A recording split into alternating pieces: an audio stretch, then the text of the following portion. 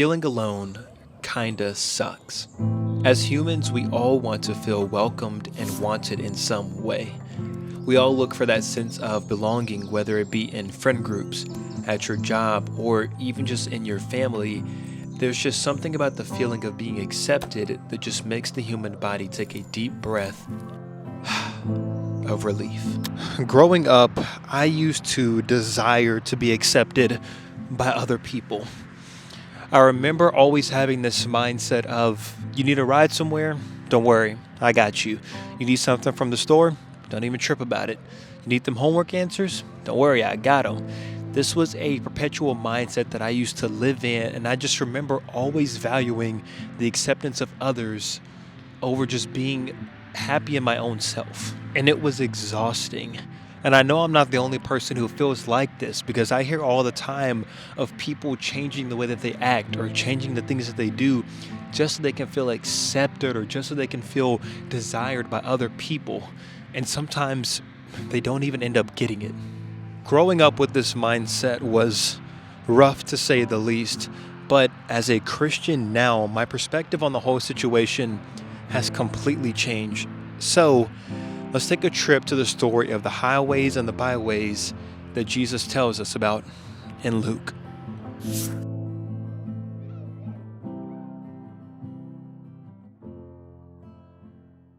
Now, I'm not going to be reading this entire story to you word for word. I just don't have the time for that. I'm running short on time for this.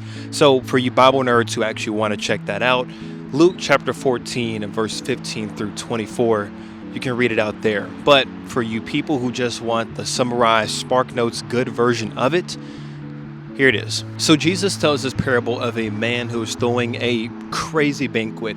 He invites all of these people, but when he invites them, all he gets back is a bunch of excuses as to why they can't come. Some people say that they're getting married or that they just got married and so they can't make it. Some people are saying they just got some new oxen or some new land and they want to go look at it, try it out. There's just a bunch of excuses that are coming back to them. And so the master says, all right, bet.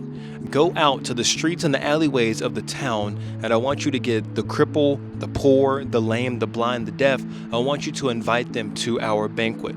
The servant goes out, he does that, he comes back. Master, we've got all these people, and we told them to come in, and they're here, but there's actually still some room. The master says, bet. Go out to the countryside, the highways and the byways, and invite even them to come in, because I want this entire place to be full. So there's actually two messages behind this story, but I want to focus on who was invited to the banquet. When the master invited all of these people, he invited the poor, the lame, the cripple, the deaf, the blind. He invited everybody, even in the highways and the byways. He wanted everybody at this banquet, but there were no prerequisite for it. He wasn't inviting people to say that you need to have this social status. He was telling you you're already accepted. And this story was meant to relate back to the kingdom of God. We are already accepted. There's no pleasing of God that you need to do to be accepted. There's no works or acts that we need to do that makes God validate us. He's telling us, come as you are, and I can work with that. So all of the things that you're used to doing to get the external validation from other people, you don't have to do that anymore. God has already confirmed that you're loved. He's already confirmed that you're valued. God has already confirmed that you are enough. And listen, I get it. It sucks to feel alone. It sucks to feel like nobody's there with you. But when you are in the kingdom of God and you are with Jesus who loves you so much, and you're around brothers like me and sisters all around the world who value you and love you just as well, I promise you, you don't have to be alone.